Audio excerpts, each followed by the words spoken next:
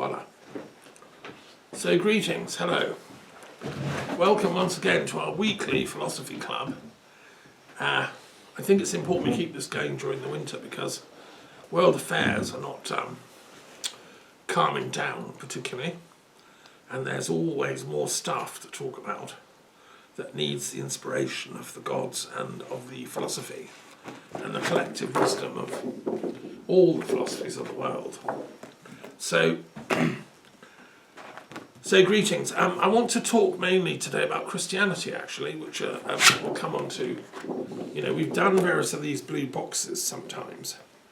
Christianity has most, I believe, if I'm right, counting up, it has an awful lot of boxes on the periodic table. And it has so many denominations, and they're all very interesting and have their own histories, which I've researched in great detail. And I've met Christians from most of these denominations over the decades of my work. I've taught in schools that are Christian, I've taught in schools that are secular. I actually quite like teaching in schools that are Christian because the kids have at least some grounding in spirituality and prayer. They know what a Bible is, they know what a sacred scripture is. And, you know, that's at least something. You can move on from there. But I want to say a bit about Christianity and theology because we've recently had quite an important event in the Anglican Communion, which I technically belong to. I joined the Anglicans when I was baptised at the University of London in the 80s. I thought long and hard about it. I thought, really I'm a Catholic at heart. I should get a Catholic baptism. I'd been going to Quaker meetings for like 6 years beforehand, and I realised the Quakers, although I loved them, and I'm also Quaker at heart, they're a bit feeble when it comes to actually helping out with serious situations. Their attitude is absolute pacifism and absolute non-involvement. So if you go to them and say, look, there's a gang coming down the road chasing me with machetes, they kind of go inside back in the building and say, well, you know, pray to God, you know. They don't actively get involved and confront evil in any direct way. So I thought, no, we need a church that's robust. And so I thought, a Catholic one, the Catholic one, the universal one. But then I thought long and hard about it, and I was working with a dear friend of mine, John Francis Phipps, founding Philosophers of Peace, whose family were Catholics from Pewsey, and his father was in the British diplomatic service, Sir Eric Phipps. And John Francis was a green Catholic, radical, sort of in the tradition of like Jesuit engaged thinkers. He wasn't a Jesuit, but he was a good man. And we organised a load of meetings in Notting Hill Gate on peace and philosophy. So I was tempted to identify, look, I'm a Catholic in that sense. But then I thought long and hard about it, and I thought, well, all my thoughts and all my teachings and all my writings become subject to papal discipline. I can be silenced at any moment as a teacher if the papacy and the Inquisition decides I'm a quote-unquote heretic. And although they can't come after me and torture me and put me on the rack, a few hundred years ago they could have done. And I thought, I don't really agree with that. So I've ended up in a place where I'm both Catholic and Protestant simultaneously. I protest against the evils and injustices of every religion, not just Catholicism. I love lots about Catholicism. I regard myself actually as a Catholic, but I'm an Anglican Catholic. I accept the Queen, or now it's the King, who I've met, as the head of the church. I mean, Charles is a good man, he's an intellectual. He wants unity between the faiths. He's a good friend of the King of Jordan, who's a Muslim. He wants peace, and I support that. And that's been the position of the Church of England ever since James I announced his vision for Europe. He wanted the Catholics and Protestants to stop fighting. And he failed, and it led to the 30 Years' War, and it was the most horrendous war in Europe that ever happened up to that point. But lots of the intellectuals that I associate with, like Edward Herbert, the Earl of Cherbury, who came from Montgomery, near where I was living in Wales, they were a similar sort of, Anglican Catholic universal thinker. And Edward Herbert wrote some important works on truth, actually, De Veritate, and then there are many others. There's a long line. He was friends with John Donne, who was a great poet, who was sort of like me, a Catholic Anglican, ended up as Dean of St Paul's and a great poet. I identify with the poetry the Anglican tradition has produced, right from Donne down to T.S. Eliot, who used to be the head of the London Library, where I studied for 10 years and more. But it's a difficult position to hold, because it means I'm literally in favour of Catholicism, but also in favour of Protestantism. And you might think, well, that's not possible. They're opponents, they're enemies. Well, no. In the weird dialectics of being, which I've explored, of course, as you know, in my book Being and Knowledge, things come in dialectical opposites, and they transform into each other. And that's how history moves on, as Hegel said. Leibniz, by the way, was another great philosopher and a Catholic Protestant. He worked for both factions, as I would have done if I'd have been alive then. So, but unfortunately, and also the Anglicans are open to the more esoteric traditions. Rosicrucianism, I've known Rosicrucian Anglicans, I've known Freemasonic Anglicans who've been very inspired by the Freemasonic tradition, founded probably by Francis Bacon and King James, who they worked together on it, it's thought, as a vehicle for peacemaking. It was an irenic project from the beginning. Unfortunately, it hasn't always stayed that, but that was the intention. And, but the trouble is that there are other forces and elements within the church that I don't associate with and that I think are dangerous.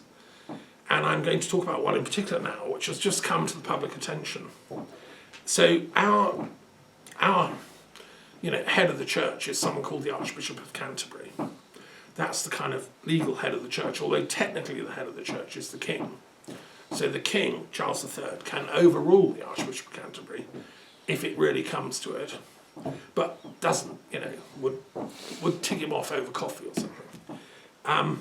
The last time there was a confrontation between a king and an Archbishop of Canterbury is quite a long time ago. The most famous one is Thomas à Becket in the 1200s, who was the Archbishop of Canterbury, and the then king was a bit of a thug, Henry II, who was emotionally unintelligent, let's just put it, kind of like Trump and his mobsters.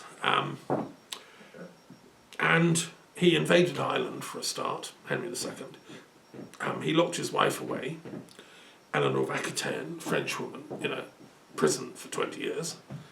And he went to war with his sons, Richard I, so he's not scoring very high.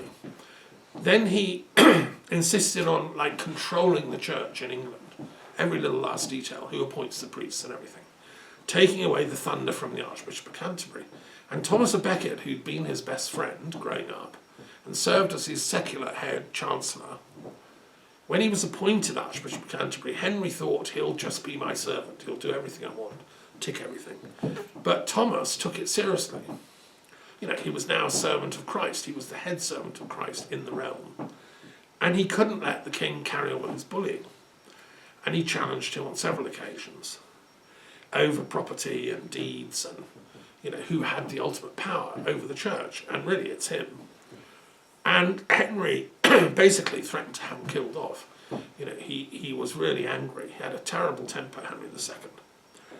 And Thomas had to flee to France. And he joined a monastery not far from here. And he got on with his scholarship. He was a very learned man. He spoke French, Latin, some English.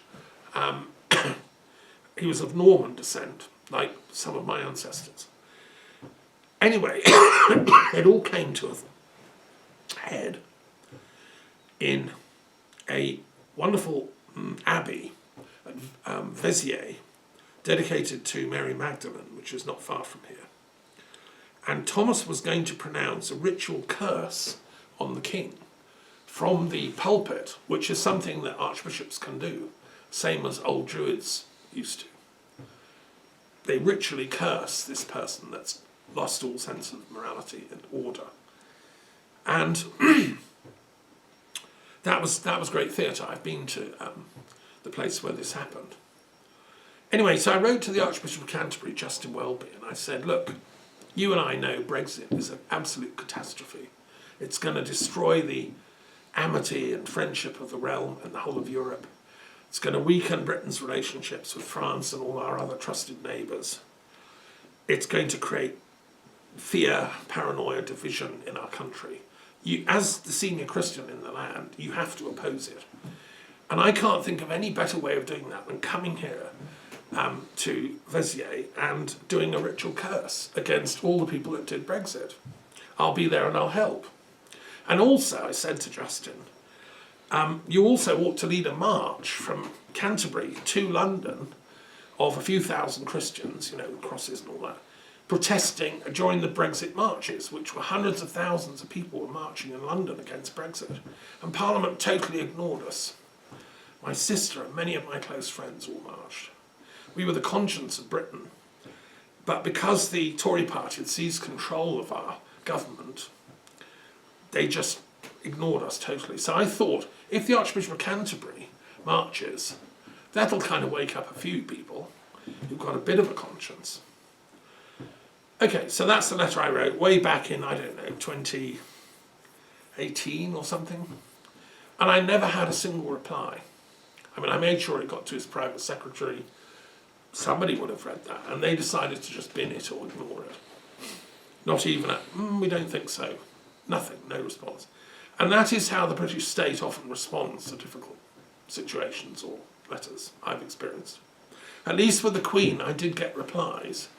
She wrote back to me, because I wrote a similar one to her, saying she should threaten to abdicate over Brexit. And she kindly wrote back and said, well, I'm the Queen, I don't really get involved in politics. I'm not allowed to. I'm just a constitutional monarch. But thank you for your kind thoughts. You know, like polite, right? But inadequate. Anyway, fast forward.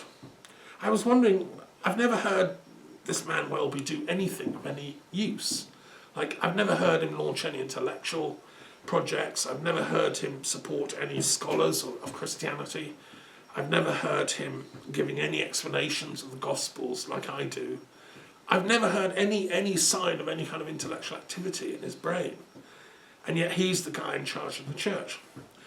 So about a week ago, maybe 10 days ago, news broke and I realised why.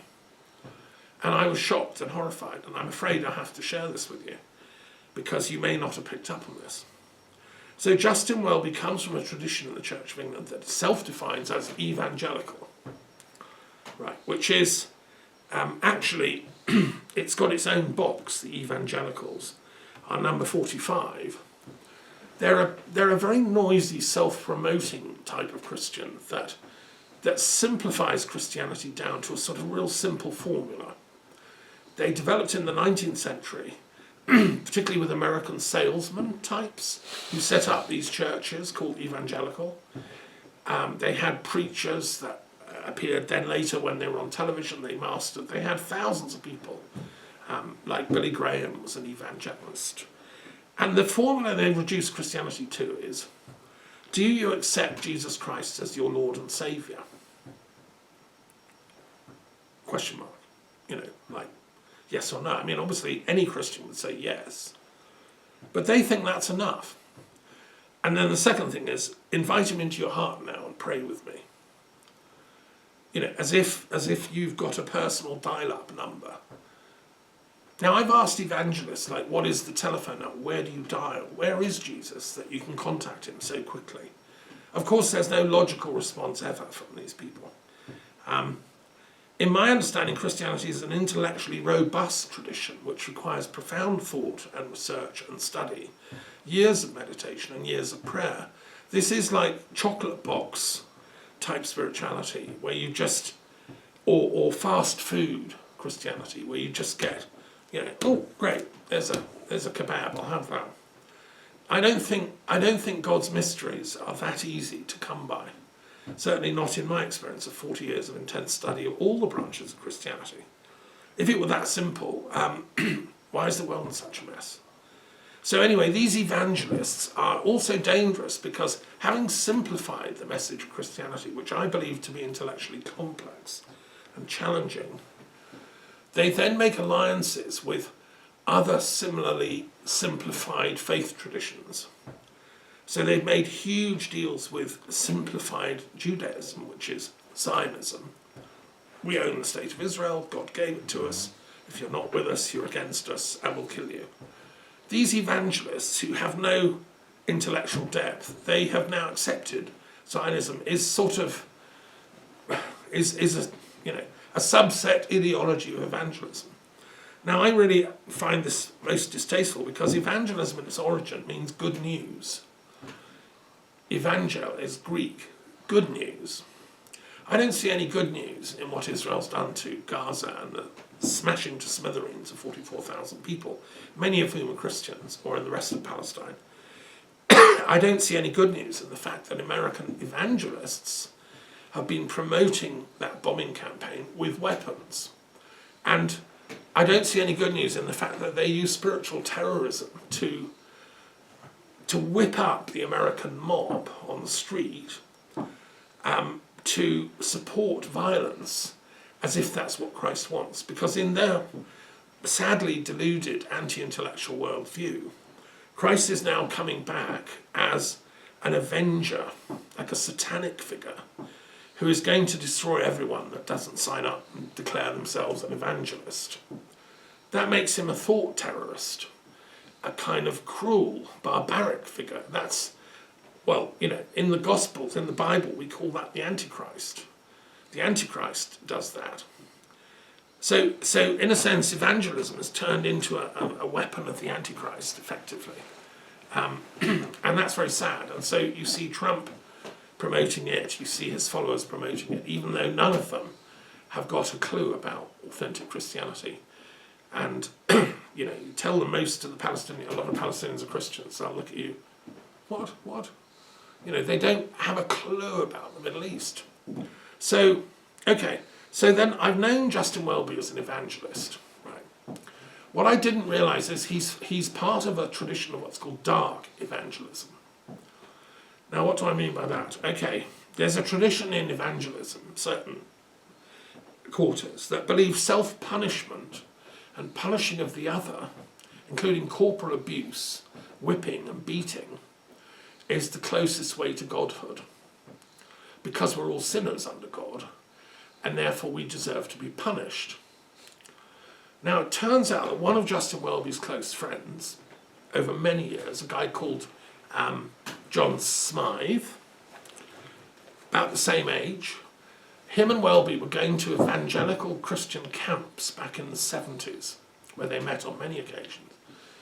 And this guy, John Smythe, was promoting this form of muscular Christianity or dark evangelism. And he had infiltrated not just these Christian camps, but also some of the most important public schools in Britain, where he set up Christian groups and stuff. And he was basically grooming or encouraging young boys between, 12 and 18, some of the brightest young lads in Britain. I've taught some of that, though, public school boys. And he managed to convince them that God required them to be punished for all the little daily misdeeds that they do. They sneak out at the back and have a cigarette on the shed. That's 50 lashes. He would whip them. They think about this girl they've seen on the bus and they adore her and they masturbate a tiny little bit. That's 100 lashes. They can't stop thinking about, God, what it would be like to have a kiss with the matron, because these boys don't know about girls, really. Well, that's another 100 lashes. And he was absolutely punishing them with cruelty. Unbelievable. And he was punishing them so much that it was causing them to bleed. If you whip somebody on their backside 80 times, it bleeds. And he was putting on, pads to stop the bleeding. Well, this is an insane guy, John Smith, but That's where he's coming from, that kind of ideology. And there are other Christians like that, the Catholics too. Some of them going for self-flagellation over the centuries as if it's a good thing. Now, I don't believe my kind of Christianity is life-affirming. I believe with Charles II and Charles I and James I, who was the son of Mary Queen of Scots, that life is also about pleasure, fun, dancing and art. Charles I was a great collector of art. Charles II sponsored the theatre, let it reopen again, whereas the Puritans had shut it all down as the devil's work. No, the Anglican Catholic tradition, which I associate with, says no, pleasure is part of God's plan. Suffering is not. Like cruelly inflicting suffering on other people just because of what they are, young boys who have thoughts. They need counselling, they need guidance, they need, masturbation is not an evil thing, it's a normal thing in human nature. Like a third of the world practice that every month, it's said in the statistics. But for this guy it was a matter of, whipping and beating. So I was shocked to read all this, and it's all come out because a lawyer was commissioned by the Church of England to write a report on all this, who's done a very thorough job, sort of 80 pages. It's on the Church of England website, you can read it. And it is obvious that Welby, he must have known what was going on because he met this guy, Smythe, many times. And I mean, I don't think he actually would have participated in this stuff, but he might have turned a blind eye when people told him what was going on. Because what happened is Smythe had a certain shed where he did this, the punishment shed, etc. Why is it taken now? Like, that was in the 1970s, 80s, 90s. Why is it 2024 that we find this out? There is something about the British establishment that locks down and keeps data hidden. The scandal. I mean, I think the scandal of Brexit is another thing. I think it's absolutely certain there was Russian intelligence behind Brexit, and the British establishment's locked that down. You can't talk about it. It's not on the internet. We don't want to, offend Russia, so nobody says anything. But it's as if somebody had blown up our fleet in Scapa Flow, and we don't talk about it. In fact, it was German subs sneaked in. So that's what I mean about silencing. So that's why it's interesting that Welby never replied to my letter. He's part of that silencing team.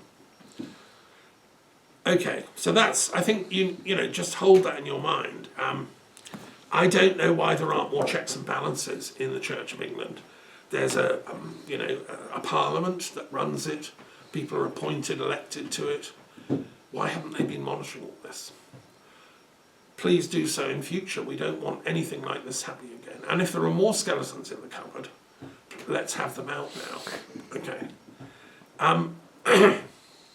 Okay. Now they're looking for a new Archbishop of Canterbury. And yes, I'll volunteer. I'm completely, a maverick candidate, but I think the Church of England needs a kind of rainbow candidate to bring the true church back together. And what I would do is, only as a philosopher and scholar in that tradition I've explained, I would republish the Bible with all the Gnostic books in and all the extra Gospels like Mary Magdalene, St. Thomas, and all the wonderful books from Nag Hammadi. And I would say to my Christian friends, look, here's the actual Bible. These were the original texts circulating in the early church before Constantine shut it all down with silencing. We as Christians need to grow up and know all this. I mean, I wouldn't necessarily make that Bible have to go in every church like King James did, but the King Charles Bible would include all that. It would be 3 times as long as the current one. And it could be made available in every parish like King James's Bible, because, we've learned an awful lot more about the roots and origins of Christianity and its embeddedness in Gnosticism, in the Kabbalah, in the Proto-Kabbalah, and in the ancient Semitic wisdom traditions of the Aramaic speakers, of which Jesus was one. There's so much more interesting stuff in Christianity than whipping people because they're thinking like kids or youngsters. Come on. So I think chuck all that lot out of the church I'd be happy to take on the job of Archbishop of Canterbury. And yes, if it comes to it, I will do curses against Brexit types if they make terrible choices for the country. And I would only accept it and insist on a duty of veracity law in Parliament that every MP and Lord has to swear to tell the truth on all matters. Because at the moment, that's how the Tories got away with it, Boris Johnson. They lied, Rees-Mogg, etc. They did Brexit, which was a lie from beginning to end, because it suited their own personal egos, Farage and people, and they accepted money from Russia. And look what happened. It tore the British people apart, and it's still doing so. So those are my conditions. A new Bible, King Charles III Bible, with all the texts in, and notes and footnotes and everything, like the New English Study Bible, right? And a veracity oath in Parliament, because I think our country can't survive. If Christ stood for anything, it was truth. And that's why we need an oath of truth in Parliament. Okay, so that's my little opening thing about Christianity. Any questions about this?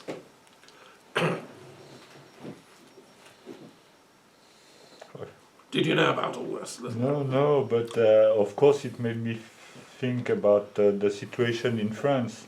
We had problem as well with very famous Christians like l'Abbé Pierre or Jean Vanier, who has been, as you said, the skeleton has been discovered. And I don't know, I suspend judgment, as you say, because when this kind of affair goes out, it's a good point on one hand, because the truth is lighting, yes. Yeah. But on the other hand, it's an attack on the community of people. So it's open to manipulation as well. I'm a complotist, so that's why I'm sure. Saying that. Well, so anti-Christian forces might use it to because we have a problem. I'm very curious about what you think about that, but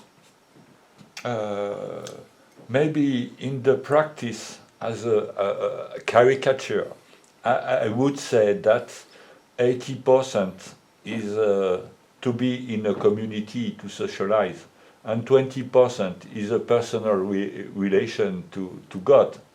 So nowadays there is a kind of crisis of communities. So in France, yeah. How can the religion can help us also to trust ourselves as a we. You see, for example... That's a great question. Yeah. I mean, how do I know my priest isn't a child abuser? If I go to the Catholic Church in Maydet, yeah. He only comes once every 2 months, and I don't know his history, I just accept in faith. I suppose I have to have faith that the church hierarchy have now got systems in place to weed out these kind of abusers, because there have been classic cases and legal things in Boston and Canada that I think the church under Francis has finally realised these people shouldn't be protected. Yes. They have a medical problem and needs to be, they need help, but they should be sacked from their role in the church. And furthermore, victims won't shut up anymore. No. They will complain. Well, thank God, and they'll demand retribution and money and compensation, and so they should, That's one of the good things about the internet age. You can't get away with all that stuff so easily. It comes out in the light, I want to mention another thing, another bit of work I'm doing, which is about Christianity again. I'm studying a book by an interesting American theologian who is called Dr. Thomas C. Oden, O-D-E-N. He's a very well respected Protestant theologian from America, a systematic theologian. And he's written a very important book called How Africa Shaped the Christian Mind. He's someone who, he's an academic like me. He reads and reads and reads, and he follows trails. And he, over a period of 10 years of research, he discovered that most of the great early theologians of Christianity were from Africa, especially Egypt, but also elsewhere in North Africa and Ethiopia. And Augustine is just one who's the most famous, but there was a whole bunch of others. And the core theological ideas that were developed in Alexandria and by people like Origen, who was the first systematic theologian in the Christian faith, and Clement of Alexandria and many others, who I've also studied, he's realised, a penny dropped, hey, what about Africans' contribution to Christianity? Because he's grumbling that most people, especially when colonialism spread around the world and the French and the English went off with their Bibles evangelising so-called primitive people, it was sort of proposed that Christianity is a European thing and that we, the Europeans, are bringing light to the rest of the world. But his critique of this is, no, it was Africa first brought it to us. And therefore he's saying, back to Africa, guys, then you'll understand actual Christianity in its root. And he points out rightly that all the great Gnostic scriptures in the Nag Hammadi scriptures, which were found in Africa, hidden, all these great Gnostic texts like the Gospel of Thomas, all written in Africa. Africa was a seedbed of Gnostic Christianity in the first 3 centuries. I believe from my own research, as Christ spent time studying in Africa, I'm absolutely 100% sure of it. And I'm not alone, there are other scholars who have said this and kind of proved it. It explains his incredible generosity of mind, why he didn't go with the letter so much as with the spirit. He would have visited Alexandria at the time of Philo of Alexandria, a great Jewish savant, Neoplatonist, who said exactly the same. They may well have met. Jesus was a very clever young man, and also at that time circulating in Alexandria was the first book of Enoch, which is a profound esoteric text, which Augustine banned from the Bible because he said, no, Christians can't cope with this, it's too complex. And that's another thing I'd put in the King Charles III Bible, by the way, the 3 books of Enoch. Because without that, one can't comprehend what Christ was doing. He had read the first book of Enoch, which talks about how the Son of Man will come from heaven and stabilize and purify the world. He was reading that as his instruction manual. So I can't wait for Charles to sanction this, King Charles Bible, and all 3 books of Enoch will be in there. So, anyway, I agree with a lot of what Thomas Oden says. He's dead now, sadly. I can't interview him. I don't agree with some of his conclusions because he gives a brilliant chapter with the timeline of all Africa's contributions to early Christianity, like the arrival of Mark in Alexandria, the early saints, the beginning of Christian monasticism, which was there, Pachomius, all these incredible saints that were there. He's good at that, and also all the Gnostic texts, when they were written, like Thunder, Perfect Mind. These are world important examples of early Christian literature, which every Christian should read and know. And he says rightly they were devised in Africa because Alexandria was intellectually like a superpower between its foundation in the 3rd century BC, its accumulation of the largest library in the world, and then till its final destruction in like the 4th, 5th centuries.